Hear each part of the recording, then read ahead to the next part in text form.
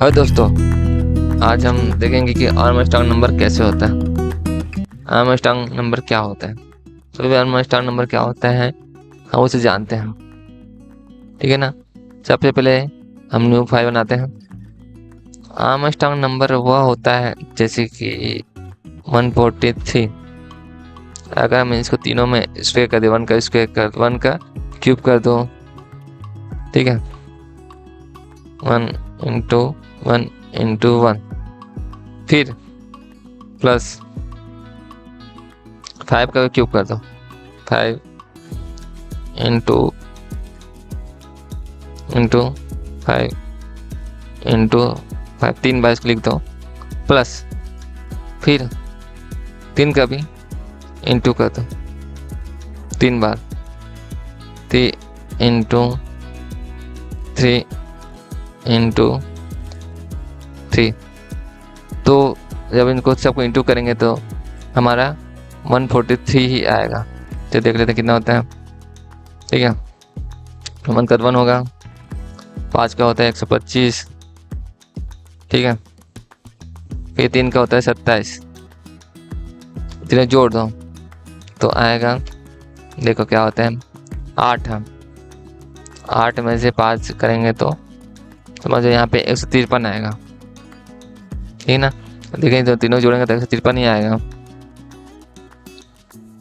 यही होता है हमारा आर्मस्ट्रांग नंबर, यानी जितना हम संख्या लिखे हैं उसको पूरी संख्या का में से एक एक संख्या का क्यूब निकाल करके उसे जोड़ देंगे तो हमारा आर्मस्ट्रांग नंबर आएगा। तो चलो हम कैसे निकालते हैं आर्मस्ट्रांग वो जानते हैं।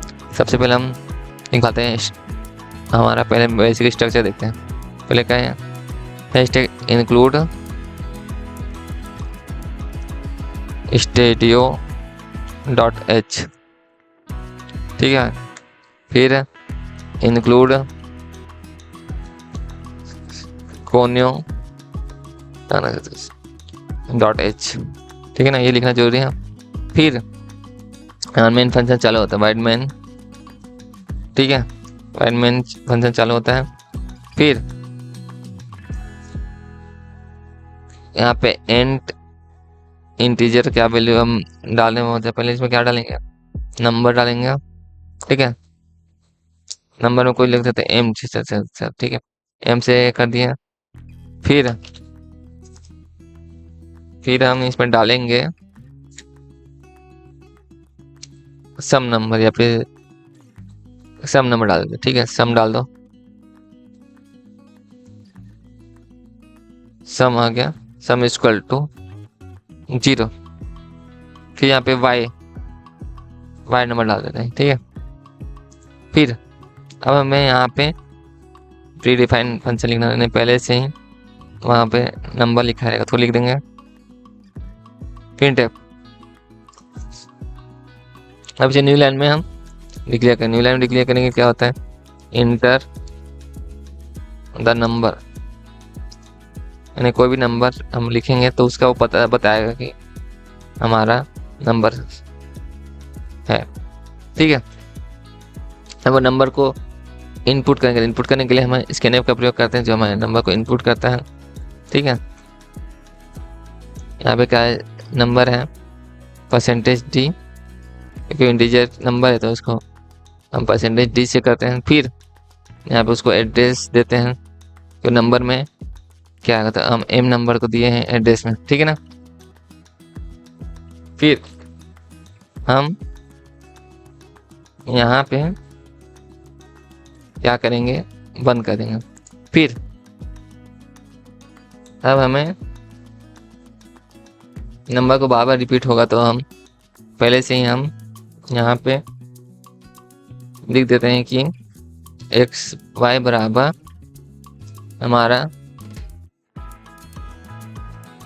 y बराबर m, क्योंकि यह बार बार ये आएगा, रिपीटेड होगा, ठीक है ना।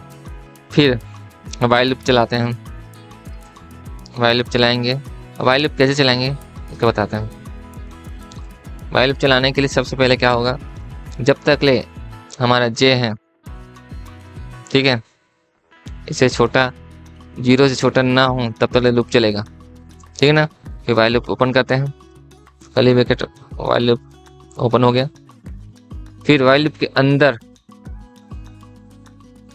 हमें अब हम मेन काम चलेगा।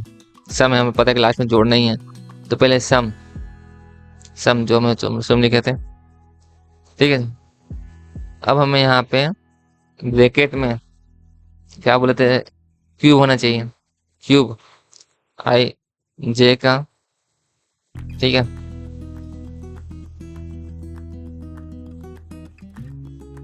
जे का भाग 10 से दे दो, ठीक है। फिर इनटू कर दो, फिर जे का भाग, ठीक है। फिर 10 से भाग दे दो, परसेंटेज निकाल लो। इन 3 बार इसको कर देंगे, ठीक है ना, जिससे कि हमारा वो 3 बार 10 से भाग चले गया, बस, ठीक है ना। अब क्या करना है, जब तक जे को अब हम सीधे 10 से भाग देते हैं, जे को हम 10 से भाग देते हैं,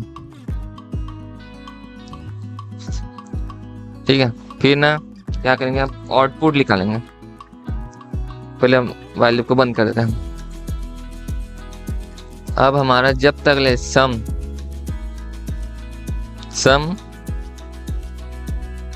बराबर y ना हो जाए, तो जब तक सम अब y ना हो जाए तब तक लूप चलेगा, ठीक है ना। फिर प्रिंटफ करके देख लेते हैं, प्रिंटफ कर लेते हैं। प्रिंटफ में क्या होगा कि हमारा जो y है, सम है, ठीक है, वो आउटपुट आएगा आर्मस्ट्रॉन्ग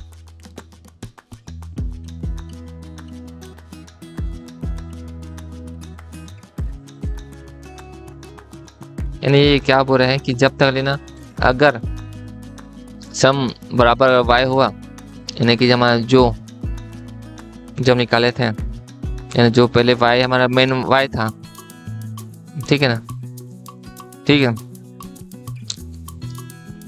y अगर y बराबर हम लोग तो m रख ही दिए थे, ठीक है ना। जब तक सम यानी वही इसका वही है कि उसका पूरा जोड़ के उसका स्क्वायर करके उसका रूट निकाल करके वैल्यू उतना ही आना चाहिए जितना है।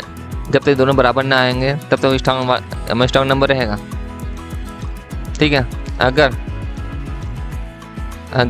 वो बराबर नहीं है, ठीक है ना, अगर बराबर नहीं है तो अगर बराबर नहीं है तब एल्स लगा देंगे,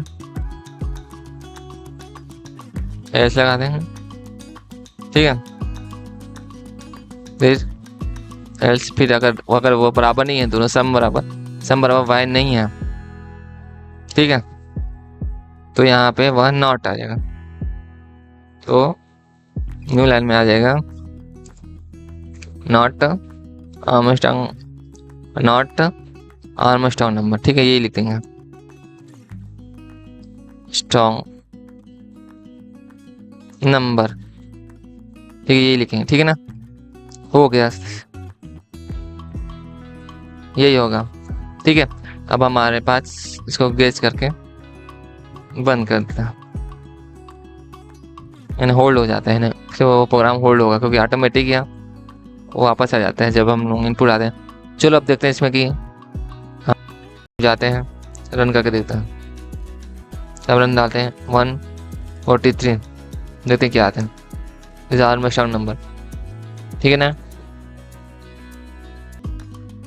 अगर आपको यह वीडियो अच्छा लगा तो लाइक जरूर कीजिएगा, और अगर आप इस चैनल में नए हैं तो सब्सक्राइब जरूर कीजिएगा, और अपने दोस्तों के साथ शेयर जरूर कीजिएगा जिससे कि उनका भी नॉलेज बढ़े। तो हम मिलते हैं अगले ट्यूटोरियल में, तो बाय।